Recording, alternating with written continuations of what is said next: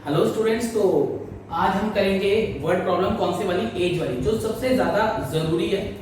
ठीक है, क्योंकि ये आ जाती है और ये थोड़ी सी ना बच्चों को लगता है बहुत मुश्किल है, लेकिन ये मुश्किल नहीं है, ये बहुत ही आसान होती है। ठीक है, इसमें अधिकतर आपको हर क्वेश्चन में ना चीजें रिपीटेड होती मिलेगी, या तो कुछ साल पहले की बात या कुछ साल बाद की बात। ठीक है, और हर बार आपको करंट एज निकालनी होती है मोस्ट ऑफ द क्वेश्चंस में। कुछ चीजों का मतलब समझ जाओ। ठीक है, क्वेश्चन बहुत प्यार से होने लग जाएगा। अभी तक जैसे अपने सारे क्वेश्चंस करे ना समझ समझ के, वैसे इसे करेंगे और बहुत ही आसान से। और एक जगह एक चीज यूज होती है, मैं आपको बताऊंगा वो क्या करना होता है। ध्यान से देखो क्या लिखा है, 5 years ago। अगो मतलब होता है पहले, 5 साल पहले की बात चल रही है। नूरी was thrice as old as Sonu, यानी कि 5 साल पहले जो नूरी थी, है ना, जो नूरी थी वो थ्राइस यानी कि 3 गुना थी किसके, सोनू के। थ्राइस यानी कि 3 टाइम्स। ठीक है, नूरी was thrice।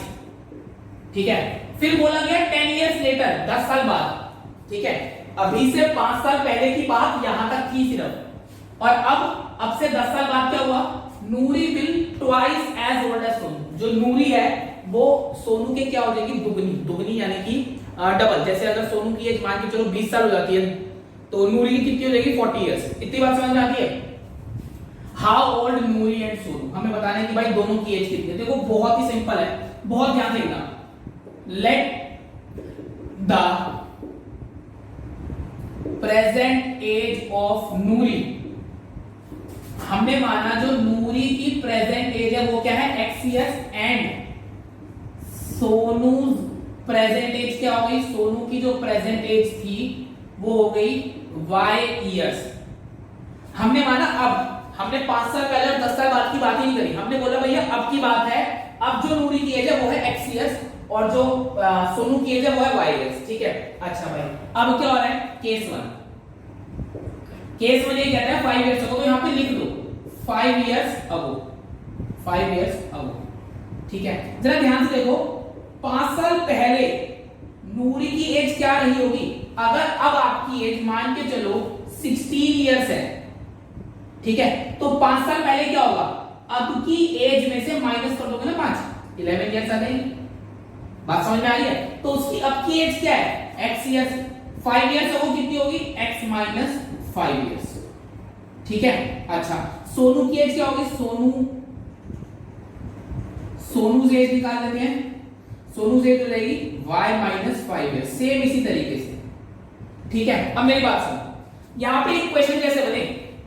हमारे जो एज वाले क्वेश्चन होते हैं उनमें एक ही तरीका है इक्वेशन बनाने का, कि वहां पे जितने भी लोगों की एज दे रखी है आपको उन्हें इक्वेट करना पड़ेगा, इक्वल रखना पड़ेगा। लेकिन मैं ऐसे कैसे इक्वल रखूं यार, 5 साल पहले मेरे और मेरे किसी कजन की एज में अगर डिफरेंस है तो इक्वल तो हो नहीं सकते। तो इसीलिए इन्होंने दे रखा है कि थ्राइस थी नूरी। इन्होंने बोला कि 5 साल पहले नूरी वाज थ्राइस, तो मैं कैसे लिख सकता हूं, देखो 5 इयर्स होने की बात चल रही है। अगर मुझे नूरी की एज इक्वल रखनी है सोनू की एज से, भाई तभी तो इक्वेशन बनेगी ना। इक्वेशन यानी कि इक्वल्स टू, तो ये इसके लिए मुझे क्या करना पड़ेगा, सोनू की एज को 3 से मल्टीप्लाई करना पड़ेगा ना। भाई देखो ये तो ऑलरेडी थ्राइस है, इसको 3 गुना अगर कर दिया तो नूरी की एज के बराबर आ जाएगा। बात समझ में आई। तो नूरी की एज क्या है, x माइनस 5, 3 टाइम्स सोनू की एज क्या थी, y माइनस 5। अब इसको सॉल्व कर लेते हैं, x माइनस 5, 3y माइनस 15, ये हो जाएगा x माइनस 3y, ये जाके हो जाएगा माइनस का 10। बहुत ही आराम से फर्स्ट इक्वेशन बन गई। चाहे तो एक बार तसल्ली से देख लो वीडियो पॉज करके। ठीक है, हमने कुछ खास नहीं करा, जो जो इंफॉर्मेशन दे रखी थी सिर्फ और सिर्फ उसी का यूज करा। हमसे बोला गया था 5 साल पहले की बात एक बार, तो हमने 5 साल पहले की बात करी। भाई नूरी की एज निकाली, 5 साल पहले कितनी होगी, सोनू की निकाली, और जो क्वेश्चन में बोला था सिर्फ वही कर दिया कि जो नूरी की एज है ना वो 3 गुना है सोनू की एज के। तो मैंने सोनू की एज को 3 से मल्टीप्लाई कर दिया और नूरी की एज के बराबर रख दिया। इक्वेशन आपके सामने। ठीक है, अब बना लेते हैं केस 2। केस 2 क्या होगा, 10 years later. 10 years later, later यानी कि होता है बाद में। ठीक है, यानी कि 10 साल बाद। 10 साल बाद क्या होगा, देखो अब नूरी की एज, नूरीज एज क्या होगी, अगर अब नूरी की एज x ईयर है तो 10 साल बाद क्या होगी, x प्लस 10 क्या हो जाएगी, x प्लस 10 इयर्स। ठीक है, और सोनू की एज क्या हो जाएगी, सोनू की एज हो जाएगी y प्लस 10 ईयर्स। ठीक है, इन्होंने क्या बोला 10 साल बाद नूरी विल बी ट्वाइस यानी कि डबल, दोगुना। तो भैया ठीक है, वही कर देते हैं, नूरी डबल हो रही है ना, नूरी 10 साल बाद डबल हो जाएगी। तो अगर मुझे नूरी की एज और सोनू की एज को बराबर करना है ना, तो मैं यहाँ पे मल्टीप्लाई बाय 2 कर दूंगा, क्योंकि डबल ये हो रही है, ये डबल है। तो अगर मुझे इसको इसको बराबर करना है तो मैंने क्या करा, इसको 2 से मल्टीप्लाई करा, जिससे कि नूरी की एज के बराबर आ जाए। इतनी बात समझ में आ गई? वैल्यूज डाल दो सारी की सारी, x + 10 = ट्वाइस ऑफ y + 10। ये क्या हो गया, x + 10 = 2y + 20। ये हो गया x - 2y = 10।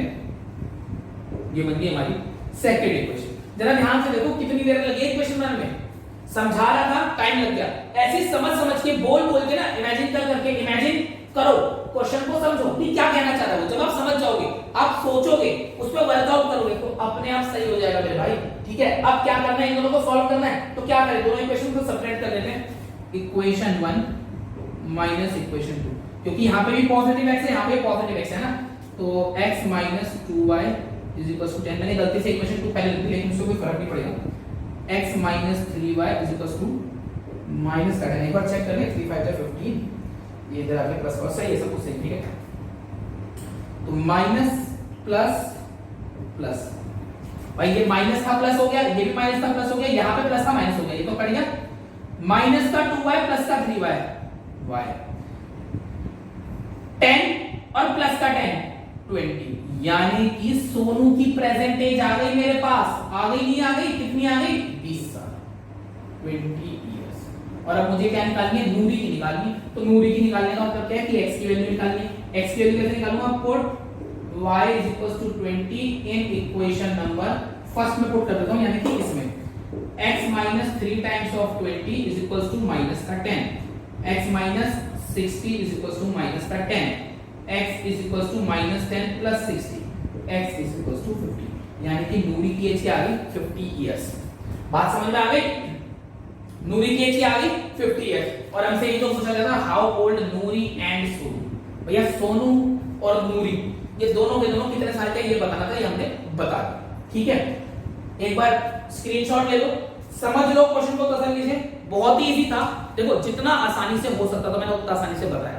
एक क्वेश्चन और करते हैं, ये भी एनसीईआरटी का है, वो भी एनसीईआरटी का होगा। अगर उसके बाद भी आपको ऐसा लगे कि प्रॉब्लम आ रही है तो मैं और बता दूंगा क्वेश्चन, आप लोग मुझे कमेंट करके बता सकते हैं। ठीक है स्टूडेंट, तो चलिए अब हम देखते हैं अपना नेक्स्ट क्वेश्चन। ये स्टूडेंट तो देखिए हमारा सेकंड क्वेश्चन एज वाला क्या होने वाला है। देखो एनसीईआरटी का है, वही कॉन्सेप्ट जो हमने सीखा है अभी क्वेश्चन में। क्वेश्चन को पढ़ना है, प्रेजेंट एजेस को लेट करना है और उसके बाद अकॉर्डिंग टू कंडीशन काम करना है। तो देखो 5 ईयर हेंस, अब यार अगर मैं आपसे बोलूं कि मुझे हेंस का मतलब नहीं पता, वैसे मुझे पता है, लेकिन मैं आप लोग को बताना चाहता हूं कि आप लोग किस तरीके से, अगर आप वर्ड्स का मतलब भूल जाओ तो भी क्या कर सकते हो। मान के चलो हेंस का मतलब मुझे नहीं पता, ठीक है, मैं पढ़ता हूं 5 ईयर हेंस। ऑब्वियस सी बात है, या तो ये 5 साल पहले की बात कर रहा है या फिर 5 साल बाद की बात कर रहा है। ठीक है, तो देखो आप पहले क्वेश्चन को पढ़ो एक बार, है ना, और उसके चेक करो कि हेंस अगर लिखा हुआ है वहां पे, है ना, वहां पे क्या लिखा हुआ है, हेंस लिखा हुआ है, उसके बाद जो सेकंड टाइम कंडीशन होगी, जैसे 5 इयर्स हो तो ये तो पहले की बात है ना, तो ऑटोमेटिकली क्या होगी, फ्यूचर की बात होगी। दूसरी बात, यहां पे देखो लिखा हुआ है विल, ये फ्यूचर के लिए यूज होता है। यहां पे क्या लिखा हुआ है, वाज, ये पास्ट के लिए यूज होता है ना। इंग्लिश नहीं भी आती तो भाई इतना तो पता होगा, विल फ्यूचर के लिए, वाज वर पास्ट के लिए। तो आप ऐसे भी याद रख सकते हो, ऐसे भी समझ सकते हो। समझने के बेटा 100 तरीके होते हैं, आप देखो आपको कौन सा सही लगता है। तो क्या लिखा है, 5 इयर्स हेंस, यानी कि 5 साल बाद की बात चल रही है। The age of Jacob will be 3 times that of his son. Jacob और उसके बेटे की बात चल रही है, और इन्होंने बोला कि 5 साल बाद जो जेकब की एज है वो क्या हो जाएगी, अपने बेटे के 3 गुना हो जाएगी। इतना ही पढ़ के पहले हम लोग क्या करते हैं, अपनी चीजें लिख लेते हैं। लेट द प्रेजेंट, ये present age of Jacob x years, ठीक है, और जेकब्स सन एज मैंने क्या ली, y इयर्स।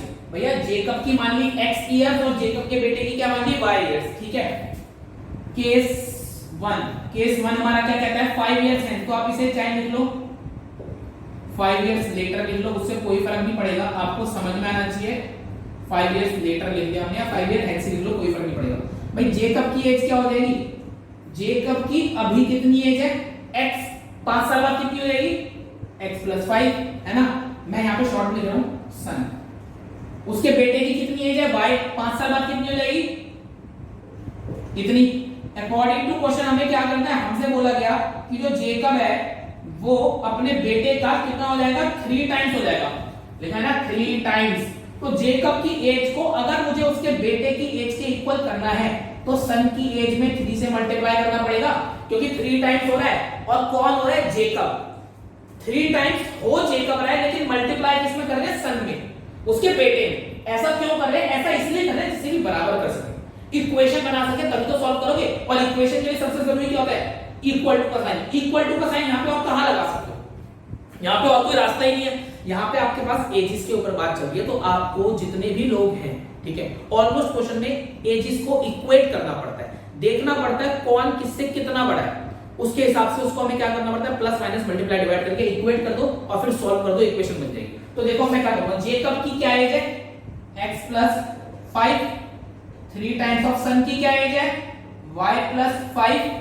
अब इसे मैं यहीं पे सॉल्व करता हूं, ये हो जाएगा x + 5 = 3y + 15, ये हो गया x - 3, x - 3y = -10। देखो ये पहले वाले क्वेश्चन की फर्स्ट इक्वेशन की तरह बन गई, क्योंकि वहां पे नूरी किससे दूसरा बनता, वहां पे नूरी और सोनू से 3 गुना थी ना, सेम सिचुएशन बन गई। और एक चीज हमने यहाँ पे गड़बड़ तो नहीं कर दी क्या, हमने एक चीज गड़बड़ कर दी क्या, नहीं सब कुछ सही, ठीक है, सब कुछ यहाँ पे एकदम परफेक्टली चलो।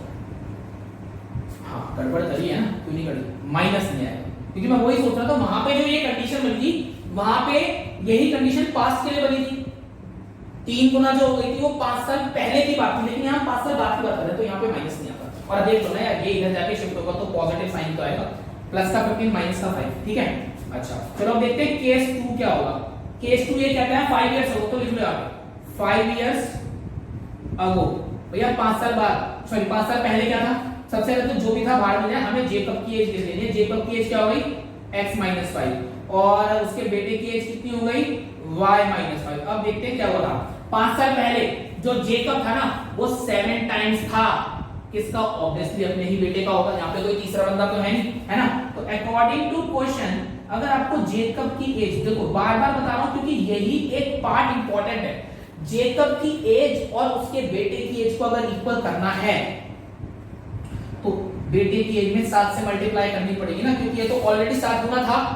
अगर मुझे बराबर करना है तो मुझे इसमें क्या करना पड़ेगा, 7 से मल्टीप्लाई। तो मैं वैल्यू डालता हूं और सॉल्व करता हूं। देखो वैल्यू डाल रहा हूं मैं आसानी से। यहां पे जेकब की एज की क्या वैल्यू है, x - 5 = 7 टाइम्स ऑफ y - 5। ये कितना हो गया, x - 5 = 7y - 35। ये हो गया x - 7y = -35 + 5, और मैं आसानी से लिख देता हूं यहां पे -30। ये बन गई मेरी सेकंड इक्वेशन, बन गई नहीं बन गई। अब इन दोनों को सॉल्व करते हैं। Positive x positive direct minus कर दो, कोई दिक्कत वाली बात ही नहीं है। इक्वेशन 1 माइनस इक्वेशन 2 करा जो हमने, x - 3y = 10, x - 7y = -30, minus plus plus cut गया, माइनस का 3y प्लस का 7y gives us 4y, plus का 10 प्लस का ये, तो ये हो गया 40। y क्या आ गया, y आ गया मेरा 10।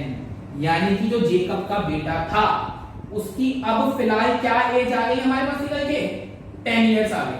और अगर जेकब की निकालनी है तो क्या करोगे, जेकब की निकालने के लिए इस y की वैल्यू को कहीं पे भी पुट कर दो, चाहे इस वाली इक्वेशन में कर दो चाहे इस वाली इक्वेशन में कर दो, दोनों इक्वेशन से x आ जाएगा। ठीक है स्टूडेंट्स, चलो एनसीईआरटी में दोनों ही एज वाले क्वेश्चन थे, दोनों ही करा दिए, ठीक है। उसके बाद भी अगर आपको लगे कि हां भाई ऐसी कोई प्रॉब्लम आ रही है तो मुझे बताना, मैं अलग से क्वेश्चंस करा दूंगा, ठीक है। पहले फिलहाल हमारा मेन पर्सपेक्टिव ये है कि हम एनसीईआरटी से जितना मैक्सिमम कर सकते हैं उतना करें, ठीक है। चलिए थैंक यू, नेक्स्ट वीडियो में मिलते हैं। नेक्स्ट वीडियो में करेंगे स्ट्रीम वाले क्वेश्चन, अपस्ट्रीम डाउनस्ट्रीम वाले, ठीक है स्टूडेंट्स, चलिए।